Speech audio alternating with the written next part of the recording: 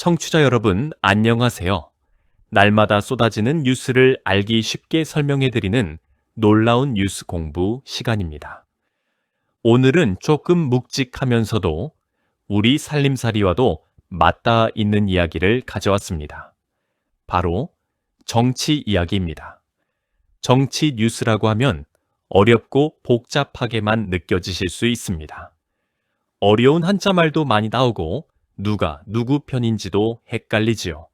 하지만 걱정하지 마십시오. 오늘도 여러분 곁에서 하나하나 천천히 그리고 아주 쉽게 풀어드리겠습니다. 오늘 이 시간만 끝까지 들으시면 손주들 앞에서도 막힘없이 이야기하실 수 있을 것입니다. 오늘의 주제는 이재명 대통령의 인기, 즉 지지율에 빨간 경고등이 켜졌다는 소식입니다. 지지율이라는 말 뉴스에서 참 자주 들으셨지요. 그런데 이번에는 아주 특별한 일이 두 가지나 벌어졌습니다. 첫째로 대통령이 일을 잘한다는 평가보다 못한다는 평가가 더 많아졌습니다. 취임 이후 처음 있는 일입니다. 둘째로 대통령이 속한 정당과 반대편 정당의 인기 순위까지 정부가 들어선 이후 처음으로 뒤바뀌었습니다. 도대체 무슨 일이 있었던 것일까요? 그리고 국민의 마음은 왜 돌아선 것일까요? 지금부터 여러분과 함께 차근차근 알아보겠습니다.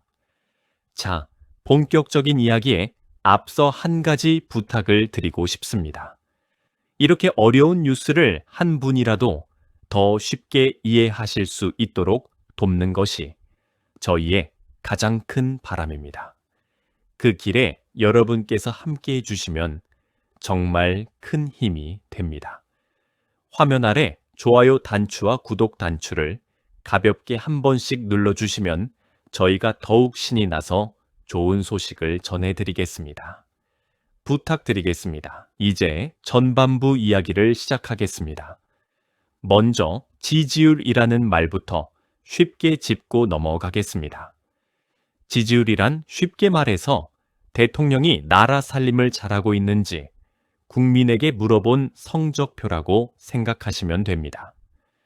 학교 다닐 때 봤던 성적표처럼 점수가 높으면 잘하고 있다는 뜻이고 점수가 낮으면 아쉽다는 뜻입니다. 정확히 말하면 대통령을 좋아하느냐 싫어하느냐가 아니라 대통령이 일을 잘하고 있느냐 못하고 있느냐를 묻는 점수입니다. 그래서 잘한다는 대답을 긍정평가, 못한다는 대답을 부정평가라고 부릅니다. 그렇다면 이 점수는 어떻게 매기는 것일까요? 바로 여론조사라는 방법을 씁니다. 여론조사란 온 국민에게 일일이 다 물어볼 수가 없으니 전국에서 1000명 정도를 골고루 뽑아서 전화로 의견을 묻는 것입니다. 마치 큰 솥에 끓인 국의 간을 한 숟가락만 떠서 맛보고 짐작하는 것과 같은 이치입니다. 솥을 다 마시지 않아도 한 숟가락이면 간이 짠지 싱거운지 알 수 있는 것처럼 말입니다. 그래서 1000명에게만 물어봐도 온 국민의 마음을 어느 정도 짐작할 수 있는 것입니다. 단, 골고루 공평하게 뽑는 것이 아주 중요합니다. 젊은 사람만 묻거나 한 동네 사람만 물으면 그 국은 제맛이 안 나겠죠. 그런데 여기서 꼭 기억해 두실 말이 하나 있습니다. 바로 오차범위라는 말입니다. 1000명에게만 물어본 것이다 보니 실제 온 국민의 마음과는 조금 차이가 날 수 있습니다. 그 차이를 오차범위라고 부릅니다. 그래서 두 숫자의 차이가 이 오차범위보다 작으면 사실상 비슷한 것으로 봅니다. 반대로 오차범위보다 크게 벌어지면 그때는 확실하게 차이가 난다고 말합니다. 뉴스에서 오차범위 밖이라는 말이 나오면 아, 이건 진짜로 앞섰구나 이렇게 이해하시면 됩니다. 오늘 이야기에서 아주 중요한 대목이니 잠시 마음에 새겨 두십시오. 자, 그러면 이제 본론입니다. 이재명 대통령은 지난해 여름에 대통령이 되었습니다. 그 과정도 참 특별했습니다. 앞선 대통령이 큰 혼란 속에 물러나면서 나라가 잠시 어수선했고 그 뒤를 이어 치러진 선거에서 이재명 대통령이 국민의 선택을 받았습니다. 그래서 처음 대통령이 되셨을 때는 어수선한 나라를 잘 추슬러 달라는 국민의 기대가 아주 컸습니다. 여기서 잠깐 알아두시면 좋은 말이 하나 있습니다. 바로 허니문 효과라는 말입니다. 허니문이란 갓 결혼한 부부가 떠나는 달콤한 신혼여행을 뜻합니다. 새 대통령이 막 일을 시작했을 때도 국민이 큰 기대를 품고 너그럽게 바라봐 주는 그런 달콤한 시기가 있습니다. 이것을 허니문 효과라고 부릅니다. 새로 뽑힌 대통령은 대개 이 시기에 높은 인기를 누립니다. 이재명 대통령도 마찬가지였습니다. 그런데 신혼여행이 영원할 수 없듯이 이 달콤한 시기도 시간이 지나면 끝이 납니다. 그때부터는 기대가 평가로 바뀌고 국민의 눈높이도 점점 까다로워집니다. 지금 이재명 대통령은 바로 그 달콤한 신혼여행이 끝나고 진짜 살림살이를 평가받는 시기에 접어든 것입니다. 그 기대에 걸맞게 그동안 인기가 아주 높았습니다. 어느 정도였느냐 하면 올해 봄에는 잘하고 있다는 평가가 무려 66%, 67%까지 올라갔습니다. 10명 중 7명 가까이가 칭찬을 보낸 셈입니다. 정부가 들어선 이래 가장 높은 점수였습니다. 그야말로 칭찬이 자자한 시절이었습니다. 외국을 오가며 펼친 외교 활동도 좋은 평가를 받았고 경제를 살리겠다는 의지도 국민의 마음을 샀습니다. 그런데 봄이 지나고 여름으로 접어들면서 분위기가 확 달라지기 시작했습니다. 한 여론조사 기관의 조사를 보면 5월 둘째 주에 60%가 넘던 점수가 그 다음 주에 59%로 내려가고 6월 첫째 주에는 55%, 그리고 6월 둘째 주에는 51%까지 떨어졌습니다. 그러더니 가장 최근인 6월 셋째 주 조사에서는 마침내 46.7%까지 내려앉았습니다. 한 주 한 주 계단을 내려가듯이 무려 5주에서 6주 가까이 연속으로 떨어진 것입니다. 취임 이후 처음으로 점수가 40%대로 내려온 것이며 그동안 받은 점수 가운데 가장 낮은 점수였습니다. 그런데 여기서 가장 충격적인 대목이 나옵니다. 바로 이 최근 조사에서 잘한다는 긍정평가는 46.7%였는데 못한다는 부정평가는 49.7%였습니다. 두 숫자를 다시 보십시오. 못한다는 평가가 잘한다는 평가보다 더 높아진 것입니다. 그 차이는 약 3%로 오차 범위 안에 있는 작은 차이이긴 합니다. 하지만 못한다는 목소리가 잘한다는 목소리를 앞지른 것은 이재명 대통령이 취임한 이후 처음 있는 일입니다. 이렇게 긍정평가와 부정평가가 서로 엇갈려 못한다는 쪽이 잘한다는 쪽을 넘어서는 것을 어려운 말로 데드크로스라고 부릅니다. 영어라서 어렵게 들리시지요? 쉽게 풀면 두 점수가 가위처럼 교차하면서 위아래가 뒤바뀌는 순간을 뜻합니다. 칭찬이 비판보다 적어지는 바로 그 갈림길입니다. 다른 조사 기관에서도 64%였던 점수가 57%로 떨어지는 등 여기저기에서 비슷한 내림세가 확인되었습니다. 어느 한 곳만의 이야기가 아니었던 것입니다. 물론 46.7%라는 점수가 아주 낮은 점수라고 보기는 어렵습니다. 지난 여러 대통령들과 견주어 보아도 절반에 가까운 이 정도면 바닥은 아닙니다. 하지만 중요한 것은 숫자 그 자체가 아니라 그 흐름입니다. 높은 산꼭대기에서 빠른 속도로 미끄러져 내려오고 있다는 것, 그리고 칭찬보다 비판이 더 많아졌다는 것, 바로 그 점이 여권에 켜진 새빨간 경고등인 것입니다. 잘 나가던 시절이 길었던 만큼 떨어지는 모습이 더 두드러져 보이는 것이죠. 여기까지가 전반부였습니다. 잠시 숨을 고르고 더 놀라운 이야기로 넘어가겠습니다. 그 전에 다시 한번 살며시 말씀을 올립니다.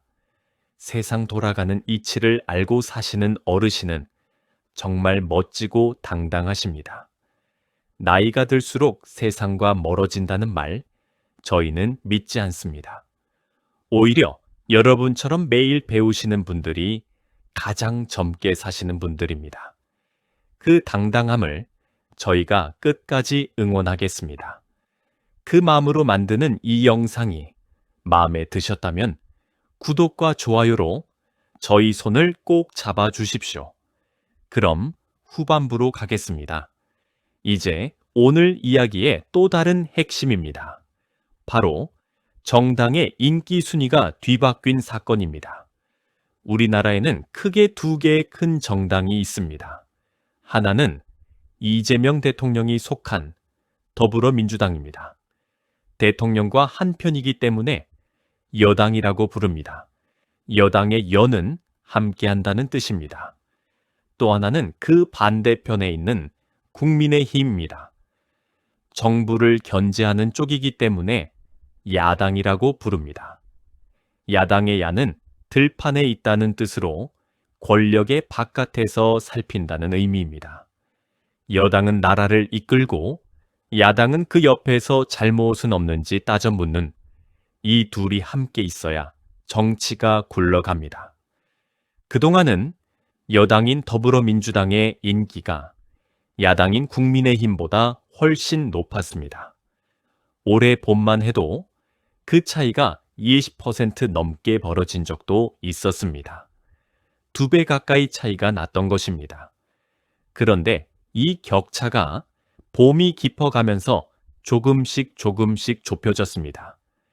그러다 6월 첫째 주에는 두 정당이 41% 안팎으로 거의 어깨를 나란히 하게 되었습니다. 손에 땀을 쥐게 하는 막상막하의 상황이 된 것입니다. 그리고 마침내 6월 둘째 주에 야당인 국민의힘이 44%, 여당인 더불어민주당이 38%를 기록하면서 순위가 처음으로 뒤집혔습니다. 그것도 앞에서 말씀드린 오차 범위 밖에서, 그러니까 확실하게 앞선 것입니다.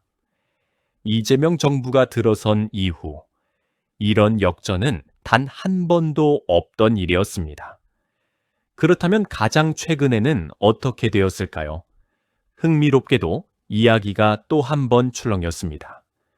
6월 셋째 주 조사에서는 국민의힘이 42.3%, 더불어민주당이 40.1%를 기록했습니다. 국민의힘이 2주 연속으로 앞서기는 했지만 그 차이는 약 2%로 훌쩍 좁혀졌습니다. 야당인 국민의힘은 오히려 점수가 조금 내려갔고 여당인 더불어민주당은 살짝 반등한 것입니다. 그러니까 야당이 신나게 치고 나가는 모습이 아니라 두 정당이 비슷한 자리에서 엎치락뒤치락하는 아슬아슬한 상황이 된 것입니다. 자, 그러면 가장 궁금한 질문으로 가보겠습니다. 그 잘 나가던 대통령과 여당의 인기가 왜 이렇게 갑자기 식어버린 것일까요? 전문가들은 크게 두 가지 이유를 꼽습니다. 첫 번째 이유는 선거 관리의 혼란입니다. 지난 6월 3일에 전국에서 지방선거가 치러졌습니다. 우리 동네의 시장님, 도지사님, 그리고 지방의회의원을 뽑는 아주 큰 선거였습니다. 이 선거에서 결과만 놓고 보면 여당인 더불어민주당이 이겼습니다. 시도지사 자리 16곳 가운데 더불어민주당이 12곳, 국민의힘이 4곳을 차지했으니까요. 그런데 그 선거 당일에 어처구니 없는 일이 벌어졌습니다. 일부 투표소에서 국민이 도장을 찍어야 할 투표용지가 그만 모자란 사태가 벌어진 것입니다.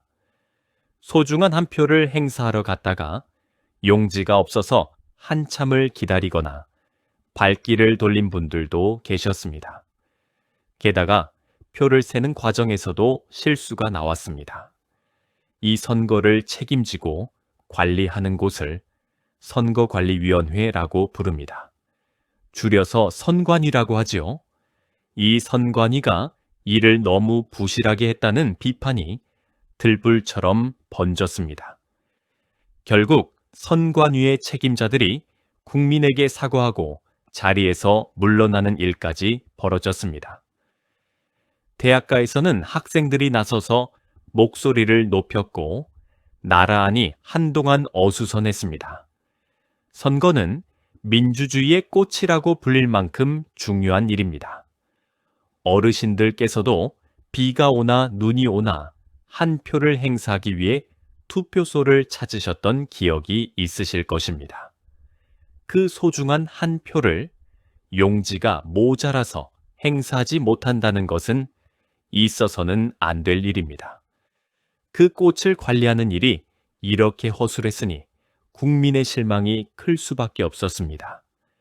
그리고 그 어수선함이 결국 나라를 이끄는 여권에 대한 실망으로 이어진 것입니다. 두 번째 이유는 바로 우리 지갑 사정, 즉 먹고 사는 문제입니다. 어르신들께서 시장에 나가보시면 요즘 물가가 얼마나 무서운지 누구보다 잘 아실 것입니다. 콩나물 한 봉지, 두부 한 모 값이 오르는 것을 손끝으로 느끼고 계실 것입니다. 여기에 더해 환율까지 크게 올랐습니다. 환율이란 우리 돈을 미국 돈인 달러로 바꿀 때의 값입니다. 이 환율이 높아지면 외국에서 사오는 기름값이며 먹거리 값이 다 같이 올라서 살림살이가 더 팍팍해집니다. 한때 환율이 미국 돈 1달러에 1,500원을 넘나들 정도로 치솟았습니다. 이렇게 물가는 비싸고 환율은 높으니 국민의 마음이 편할 리가 없습니다. 잘한다는 칭찬보다 살기 힘들다는 한숨이 늘어난 것입니다. 물론 좋은 소식이 아예 없었던 것은 아닙니다. 대통령이 외국을 돌며 펼친 외교 활동은 좋은 평가를 받았고 우리 증시를 나타내는 코스피라는 주가지수도 한때 기분 좋게 치솟았습니다. 하지만 주식으로 돈을 버는 사람과 그렇지 못한 사람의 차이가 벌어지면서 오히려 마음이 무거워진 분들도 많았습니다. 결국 아무리 큰 무대에서 박수를 받아도 당장 우리 집 장바구니가 가벼워지지 않으면 국민의 마음은 무거워지는 법입니다. 여론조사 기관도 바로 이 살림살이의 불안을 지지율 하락의 큰 원인으로 꼽았습니다. 그런데 여기서 한 가지 더 짚고 넘어가야 할 대목이 있습니다. 어떤 분들은 이렇게 생각하실 수 있습니다. 여당이 이렇게 휘청거리면 야당은 신이 나서 잘하고 있겠구나. 그런데 속을 들여다보면 꼭 그렇지만도 않습니다. 사실은 여당과 야당이 누가 더 못하나 마치 경쟁이라도 하듯이 서로 집안 싸움에 빠져 있기 때문입니다. 그래서 어떤 분들은 이번 사태를 두고 여당과 야당의 못하기 경쟁이라고 꼬집기도 합니다. 먼저 여당인 더불어민주당을 보겠습니다. 지방선거에서 누가 책임을 질 것이냐를 두고 당 안에서 다툼이 일어났습니다. 비록 선거에서는 이겼지만 가장 큰 자리인 서울시장 자리를 내주는 등 기대에 못 미친 부분이 있었기 때문입니다. 그러다 보니 당의 대표를 향해서 리더십이 부족하다, 책임을 져야 한다는 목소리까지 나왔습니다. 한 식구끼리 편이 갈려서 으르렁대는 모습, 이것을 계파 갈등이라고 합니다. 계파란 같은 당 안에서도 마음이 맞는 사람들끼리 모인 작은 무리를 말합니다. 이 무리들끼리 다투니 집안이 시끄러워진 것입니다. 집안이 시끄러우니 지지하던 국민도 마음이 떠난 것입니다. 그러면 야당인 국민의힘은 사정이 나았을까요? 천만의 말씀입니다. 국민의힘도 자기 당 대표를 향해 선거에서 졌으니 책임지고 물러나라는 요구가 빗발쳤습니다. 의원들이 모인 회의에서는 고성이 오가고 서로 삿대질을 하는 험한 장면까지 연출되었다고 합니다. 한쪽에서는 선거를 다시 치르자거나 미리 투표하는 제도를 없애자며 목소리를 높이는 동안 다른 한쪽에서는 대표 자리를 지키네 마네하며 다투었습니다. 이렇게 집안 싸움에 빠져 있는 사이 한껏 올랐던 국민의힘의 인기마저 가장 최근 조사에서는 도로 주춤하며 내려앉았습니다. 모처럼 찾아온 기회를 스스로 걷어찬 셈입니다. 결국 여당도 야당도 정작 국민의 살림살이를 챙기기보다는 제 발등의 불, 즉 제 식구 챙기기에 더 바빠 보였던 것입니다. 청취자 여러분께서 보시기에는 어떠셨습니까? 한쪽이 잘해서 인기가 오른 것이 아니라 양쪽이 똑같이 실망스러우니 그나마 덜 미운 쪽으로 마음이 잠시 옮겨갔다고 보는 시각도 있습니다. 바로 이런 모습들이 쌓이고 쌓여서 국민의 마음이 차갑게 식어간 것입니다. 어느 정당도 지지하지 않겠다는 이른바 무당층, 즉 마음 둘 곳 없는 국민도 적지 않게 늘어났습니다. 그런데 어떤 분들은 이런 정치 다툼이 나와 무슨 상관이냐 하고 생각하실 수도 있습니다. 하지만 사실은 아주 깊은 관계가 있습니다. 정치가 안정되고 정당들이 일을 잘하면 우리 어르신들께 중요한 일들이 술술 풀립니다. 어르신들이 매달 받으시는 연금, 병원에서 받는 의료 혜택, 그리고 각종 복지 정책은 모두 정치가 결정하는 일입니다. 국회에서 법을 잘 만들고 정부가 살림을 잘 꾸려야 이런 혜택도 든든해집니다.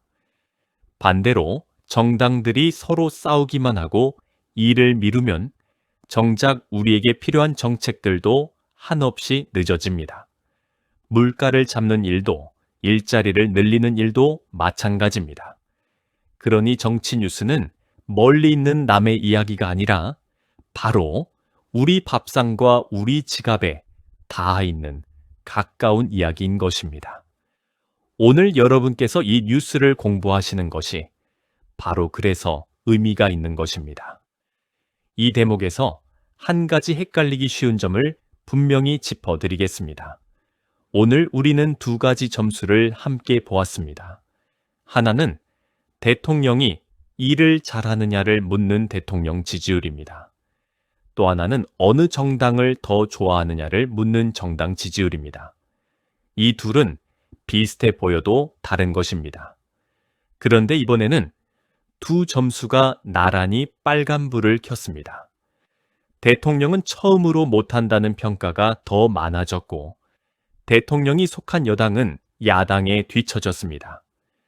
두 가지 경고등이 한꺼번에 켜진 셈이니 여권으로서는 마음이 무거울 수밖에 없습니다.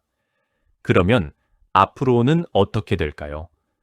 정치권에서는 벌써부터 다음 큰 선거를 내다보며 셈법이 분주합니다.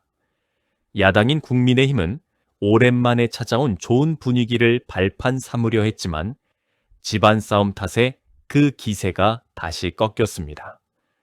반대로 여당인 더불어민주당은 흩어진 민심을 다시 모으는 일이 발등에 불이 되었습니다. 대통령과 여당이 이 경고등을 무겁게 받아들여 살림살이 문제를 풀어내고 집안을 다잡는다면 떨어진 인기는 다시 오를 수 있습니다. 정치라는 것은 한 번 졌다고 끝나는 것도 한 번 이겼다고 영원한 것도 아니기 때문입니다. 모든 것은 결국 국민이 어떻게 평가하느냐에 달려 있습니다. 이번 일을 두고 한 가지 흥미로운 사실도 있습니다. 우리 역사를 돌아보면 큰 선거가 끝난 직후에는 정당과 대통령의 인기가 출렁이는 일이 자주 있었습니다.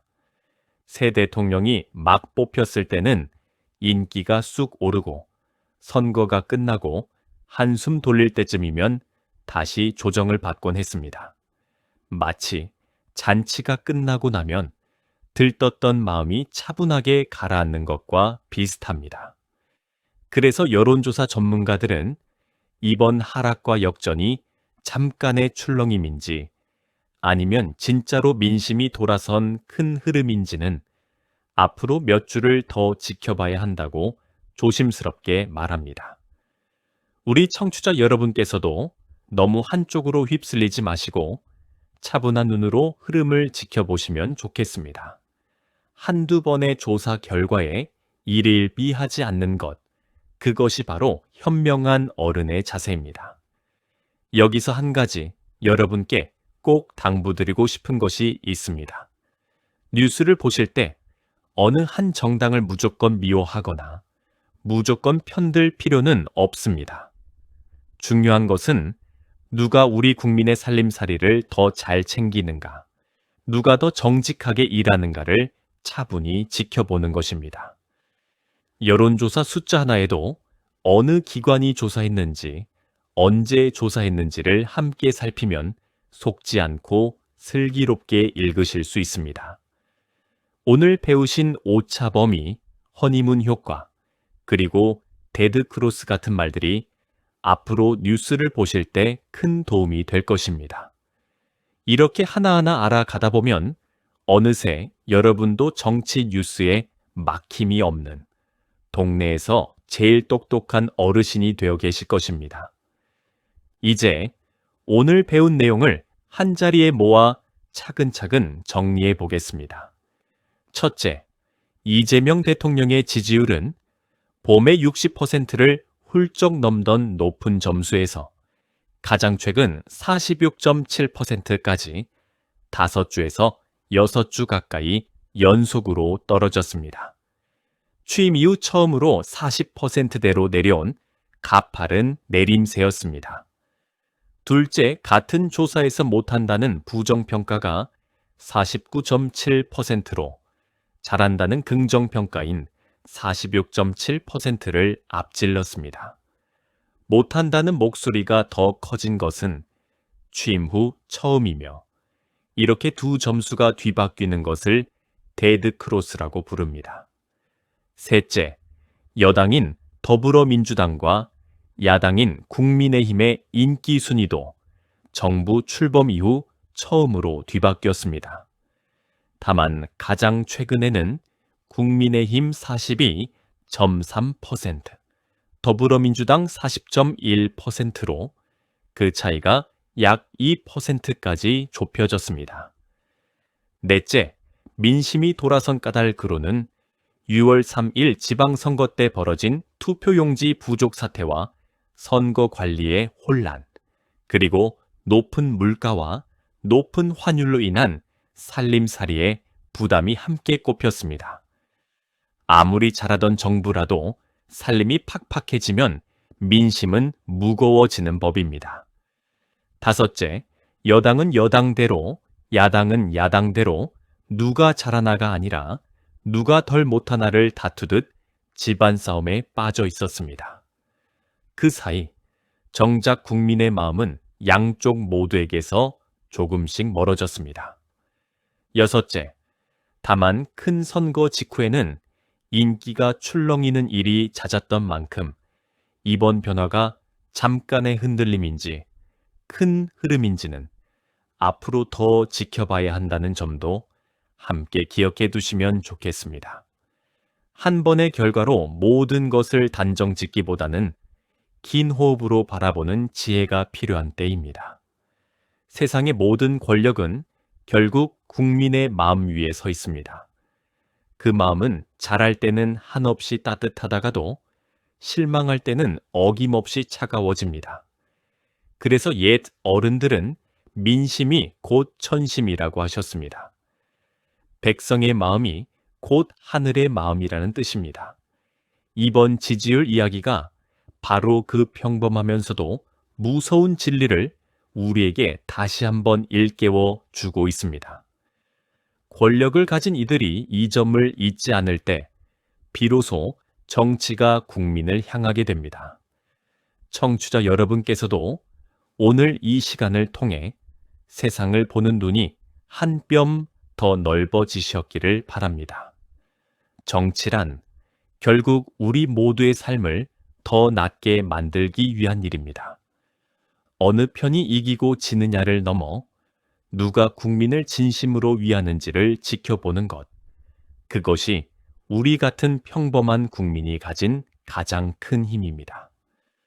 오늘 여러분께서 이렇게 한 걸음 더 똑똑해지셨으니 다음 뉴스를 보실 때는 훨씬 더 든든하실 것입니다. 그리고 가족이나 이웃과 이야기를 나누실 때도 오늘 배운 내용을 자신 있게 들려주실 수 있을 것입니다.